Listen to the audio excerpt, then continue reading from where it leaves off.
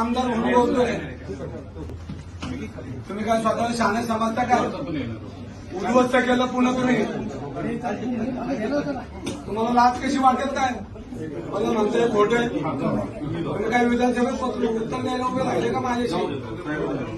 Late night आहे, माफी आहे, जॅक्स आहे, बॉलर आहे, 2 BHK, डी मोरा आहे, मिलर आहे, टीप आहे, बॅकस्टेज आहे आणि असे अनेक जवळजवळ 70 लाखाच्या पेक्षा जास्त तुम्हाला याच्यामध्ये हप्ते मिळतात.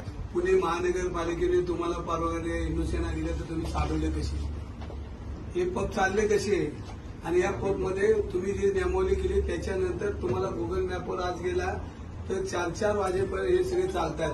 तुम्हाला मनाला काहीतरी एकदा वाटू द्या पुणेकरांसाठी. तुम्ही ज्या पद्धतीने हा कारभार करताय ताई, प्रत्येक ठिकाणी यांची वसुलीची यादी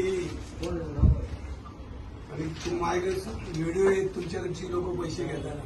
ही फक्त तुम्हाला यादी आणली म्हणजे याचा तुम्ही विचार करा की आमचं काम किती व्यवस्थित चाललंय.